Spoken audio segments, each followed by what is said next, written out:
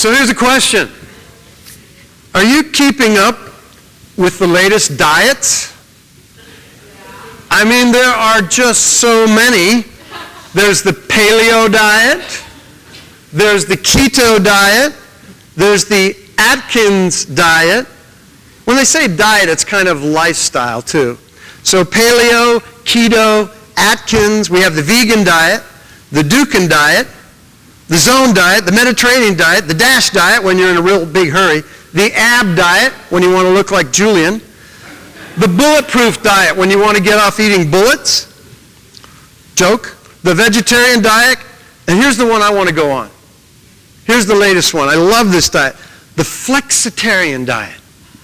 The flexitarian diet. See, flexitarians, they eat no meat, all vegetables, until they don't.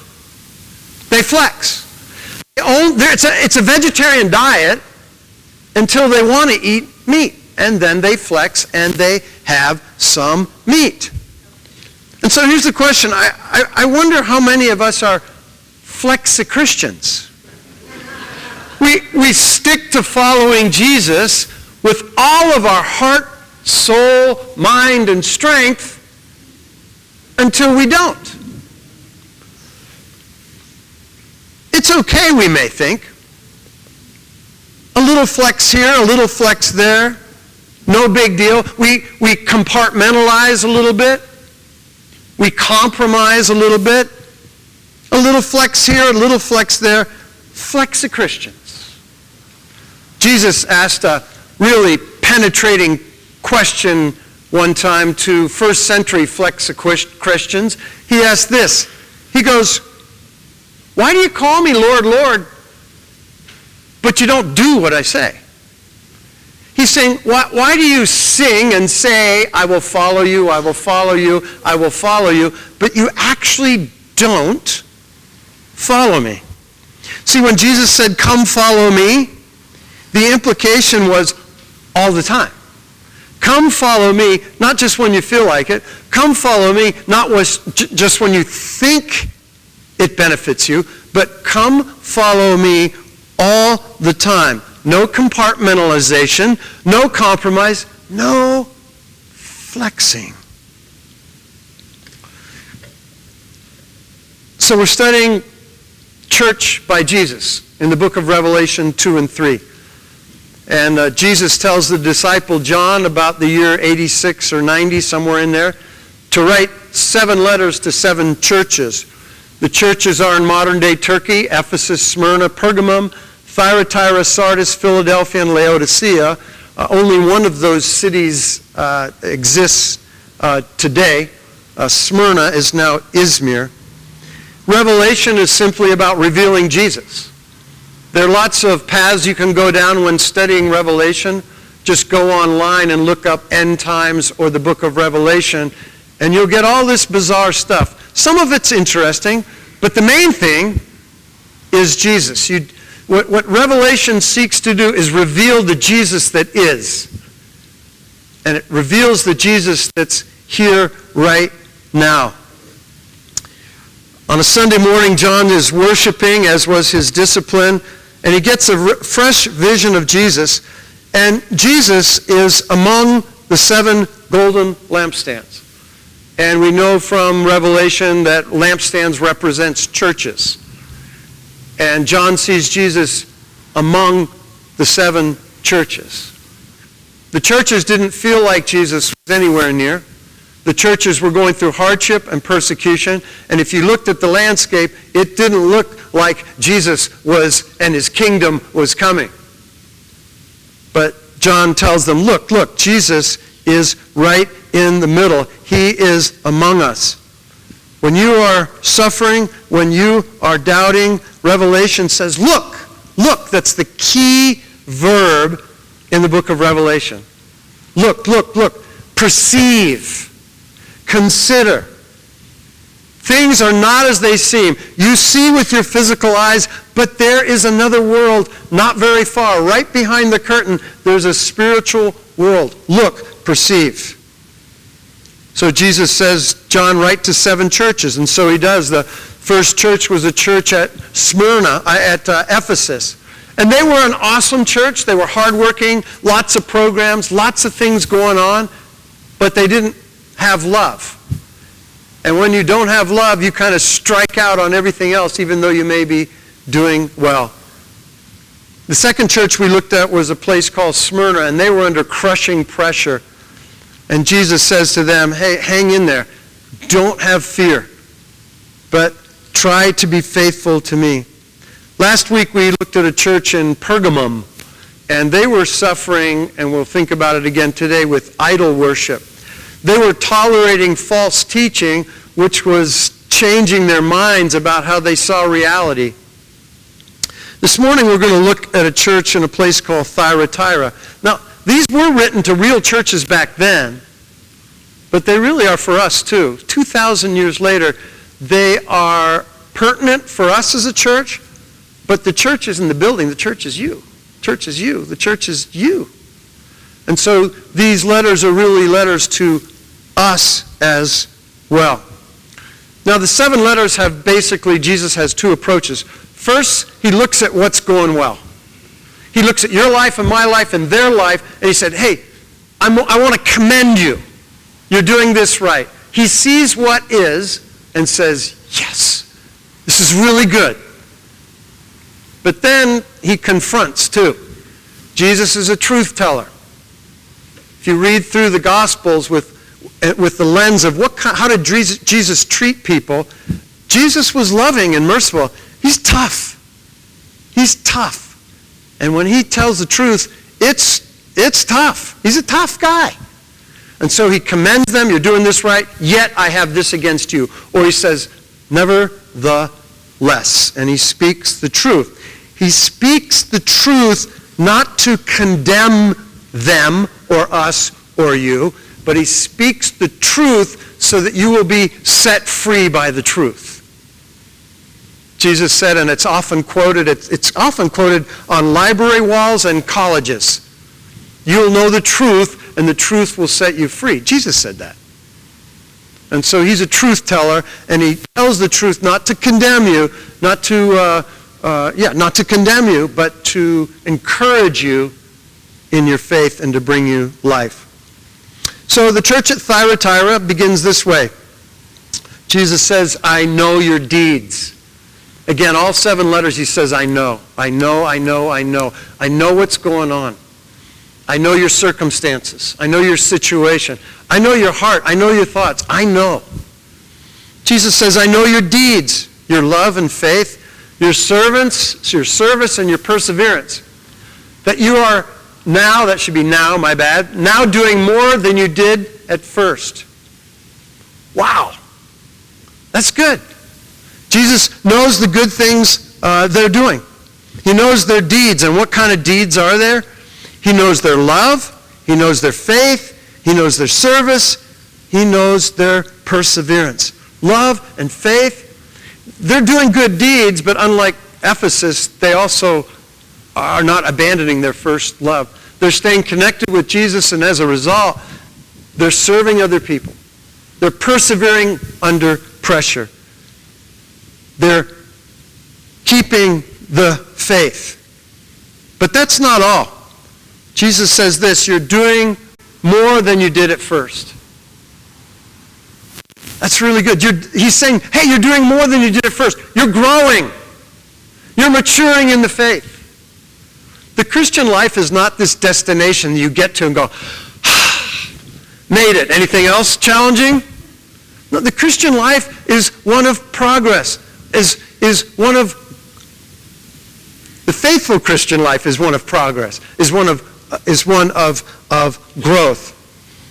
That's why the Apostle Paul celebrated the believers at a place called Thessalonica when he said this. And you'll see one of my phrases that I love saying. He says, your faith is growing more and more. And we never stop the more and more. We never arrive. We never go, okay, well, I've captured, not only all my actions are good before a holy God, but all my thoughts are good too. No, we never get there. It's more and more. Your faith is growing more and more, and the love that you had for one another is increasing. And that's what's going on at Thyatira. Not only are they connected, they're loving God, they're loving others, they're serving other people, they're persevering, and they're growing in their faith. Are you? Are we? Are we growing in the faith? That's a whole other sermon series. We've already had one on it. But how do you tell if you're growing in the faith? Uh-oh, that's another sermon series. I sense a rabbit trail. I'll bring it back. But how do you know? No, I won't. How do you know when you're growing in the faith? How do you know if you're increasing? How do you know if you're maturing more and more? One litmus test is, probably the best one is, are you loving other people more and more? Ask those closest to you, if you dare. Hey, am I more loving this year than I was last year? I mean, no one ever asks that stuff. Don't ask it now, you'll get in trouble, maybe. Right? Another way you see if you're growing is you look at your calendar and you look at your checkbook. Generally speaking, where we spend our time and where we spend our money shows where our heart is. But a safer way, perhaps for now, is, are you loving other people more and more? We show we love God more and more by how we treat each other and how we treat other people. Okay. Tangent. Come back. So it's a great church. Service, love, growing, maturing in the faith, persevering under pressure. I mean, what could go wrong? Jesus, stop the letter. Please be the next word saying, sincerely yours, Jesus. No, but a confrontation follows. Jesus says this to them through John. Nevertheless, not a good word in this context. I have this against you. You tolerate. You put up with. You have allowed that woman, Jezebel, who calls herself a prophet. By her teaching, she misleads my servants into sexual immorality and the eating of food sacrificed to idols. Jesus is intolerant that the church is tolerating a woman by the name, or symbolically by the name of Jezebel, who's teaching false things. You know, sometimes tolerance is not a good thing. It's compromise, it's compartmentalization, it's flexing tolerance, it's being a flexy Christian. But in other contexts, toleration is a good thing, like in religious toleration, like in not being judgmental, like in welcoming all regardless of. Tolerance. Now, as I mentioned last week, the dilemma with the food goes something like this. You're a follower of Jesus, and Thyatira is a big commercial center. So you produce wool or cotton, or you're a tradesperson. And to further your career then and now, you belong to a union. You belong to let's say, a trade union, which is a good thing. But you are invited to a party. And the trade unions usually had a god or a goddess, or gods or goddesses, that they would symbolically sacrifice the evening meal to. So let's say it's lamb again. So they sacrifice the lamb to their union god or goddess, or goddesses of their city or town. Certainly Zeus would be one of them. And Caesar would be one of them. And then they serve the meat at the party. So the question is, do you eat the meat or not? Now what Jezebel was teaching, it's the same teaching we looked at last week of the Nicolaitans or Balaam. It's kind of all the same kind of teaching. The teaching from within the church basically said this: flex a little bit. It's just meat. God knows your heart.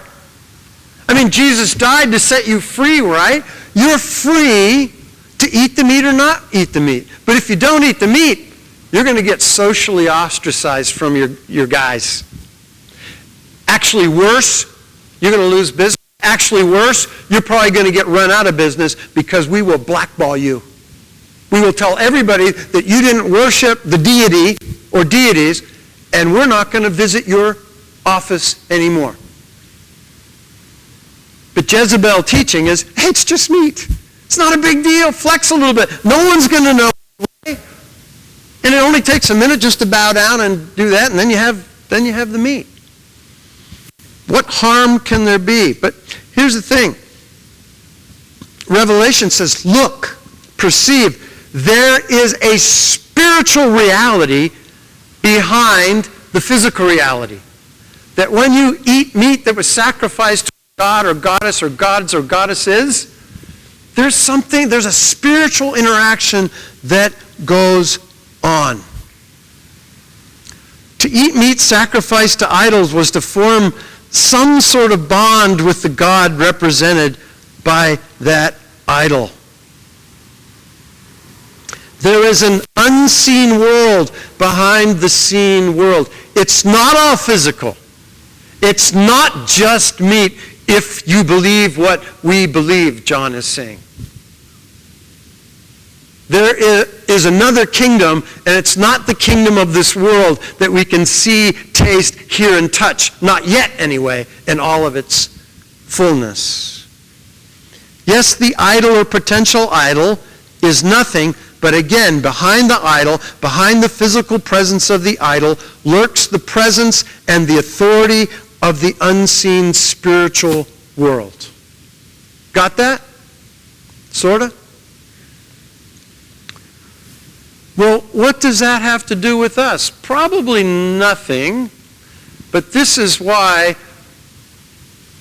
food sacrificed to idols and sexual immorality actually go together. Because the argument and the situation is precisely the same. There's a common misconception, I think, when it comes to sex and the Bible. In the church and outside the church, when it comes to sex or sexuality, God is often thought of as this cosmic killjoy. As if God is going, oh no, look, someone's having sex, stop it! Cease and desist! But think about it, sexual intimacy is God's design. Without going into details, and I won't put any visuals up on the screen, God could have designed human beings any way God wanted to.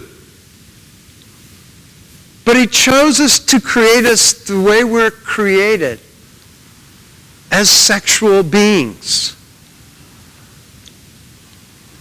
But like all good gifts, sexuality comes with instructions and with boundaries. And Jesus is intolerant against any teaching and behavior that overlooks the instructions and the boundaries, not because he wants to take anything away, but because he wants to add. Again, Jesus said, I've come that you would have life. And I want to give it to you in all of its abundance. You are free to choose. But there are instructions and there are boundaries for everything. Jesus is for life and against death. He's for joy and peace, and he's against destruction and despair. Think about all the pain and the sadness and the destruction caused by sex gone awry. How much untold suffering or heartache or pain or remorse or guilt or brokenness have occurred to us in this room because of breaking the boundaries or having the boundaries broken for us against our will. It would be a long afternoon of sharing testimonies if we had a safe space to do that. But why is this so? Why is this so? Why is instruction ignoring and boundary breaking so devastating? Just quickly, we have to go back to the very first book in the Bible, the book of Genesis, chapter 2. The author writes these words, "For this reason, a man will leave his father and mother and be united to his wife, and they will become one flesh." They will become one flesh. So from the very beginning, here's sex for the first time.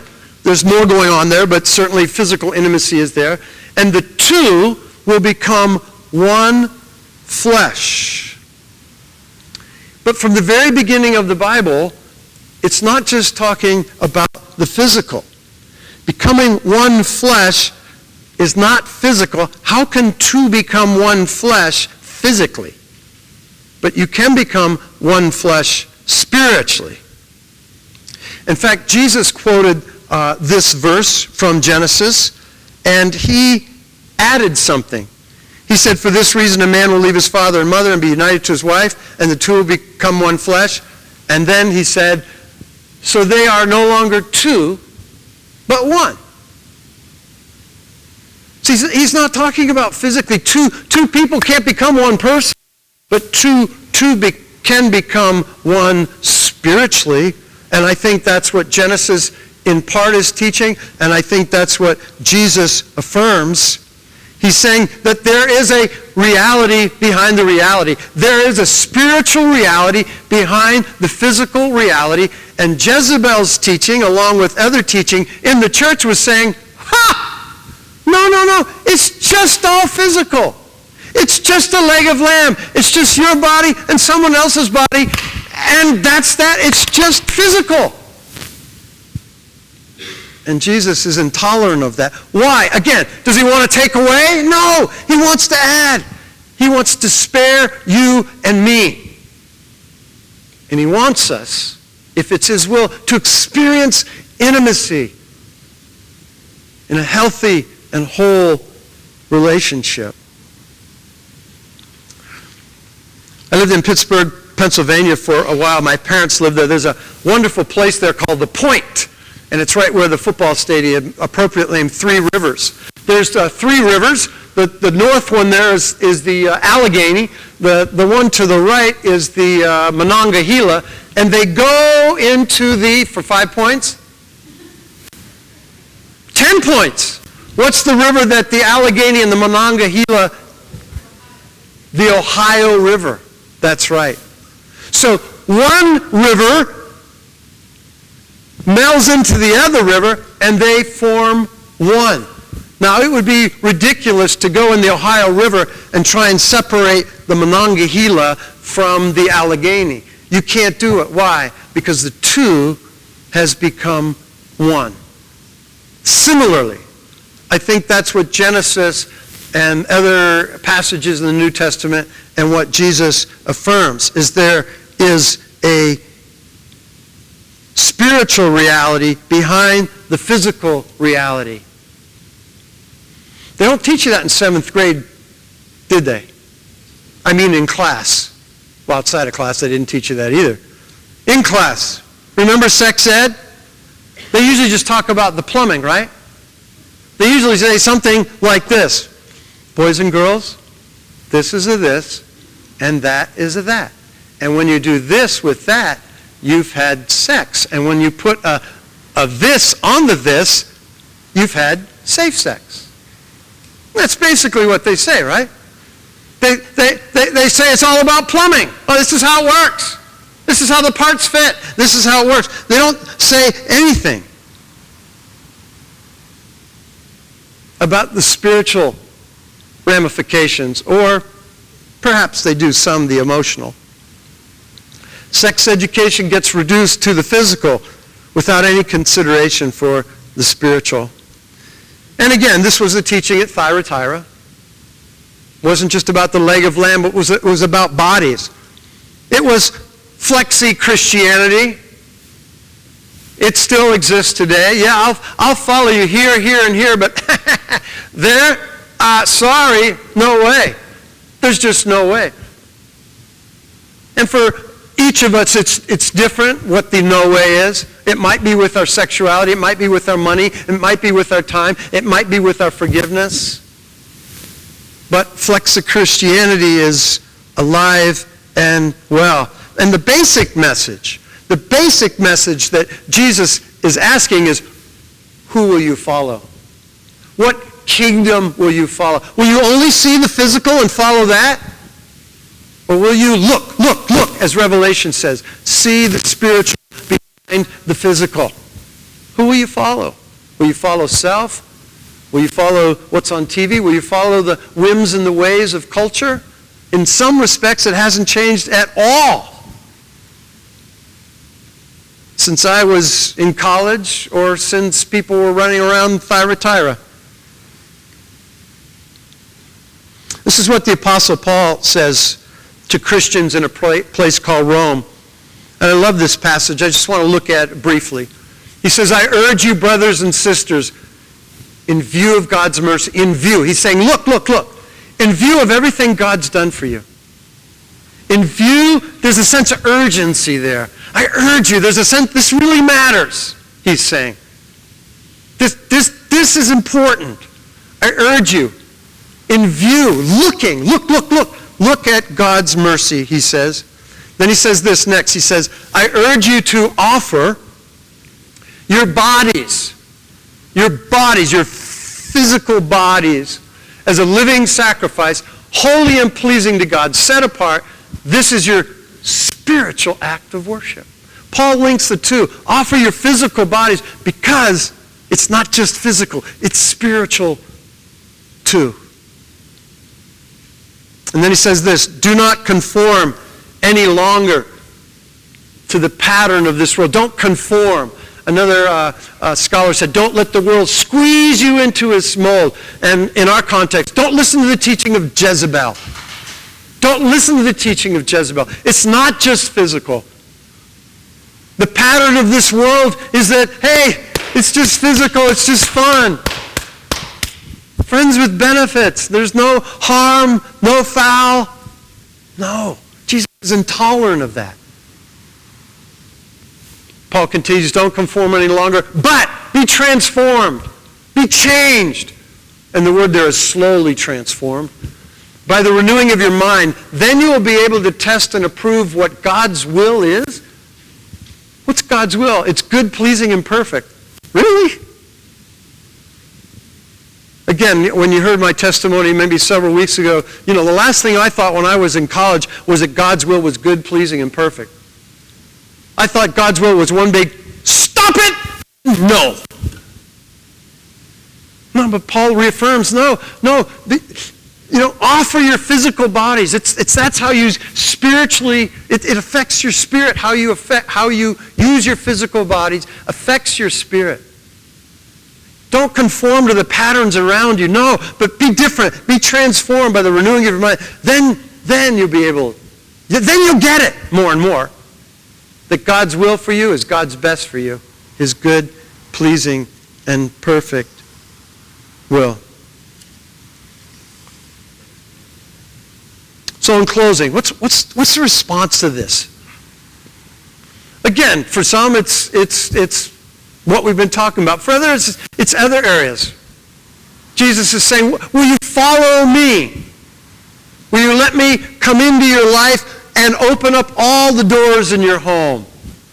The recreation room, the savings room, the kitchen, the bedroom, the basement. Will you open up? Will you follow me? That was Jesus' question to Peter. Remember, Peter messed up 3 times. He said, I don't know the guy, I don't know the guy. And the last time he said, I really don't know the guy, with expletives that I'm sure they didn't put in the scriptures. And then Jesus meets with Peter on the shore. And he says 3 times, Peter, do you love me? Do you love me? Do you love me? Peter says, yes, yes. You know I love you. And each time Jesus said, Peter, do you love me? Yes, Lord, you do. Then he said, feed my sheep. I've called you to be a leader of the church. Now be who you already are. And follow me. Peter, do you love me? Yes, Lord, you know I love you. Then follow me. Peter, do you love me? Gosh, Lord, you know everything. You know I love you. Then follow me. Okay, I will, Peter says. And then Jesus says, It's going to cost you, Peter. It's going to cost you your life. And you're not going to live a long life. You're going to die following me. Follow me. So they, in my mind's eye, they get up to walk. Peter's walking, and here's what Peter does. Remember? Peter looks around and he sees John. John, the guy who outlived all of them.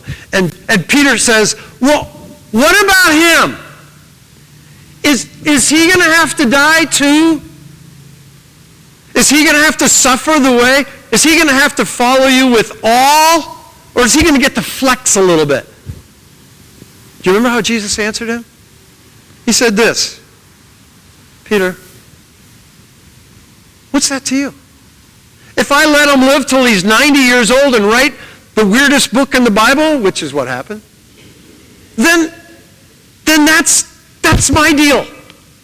But you follow me. You follow me.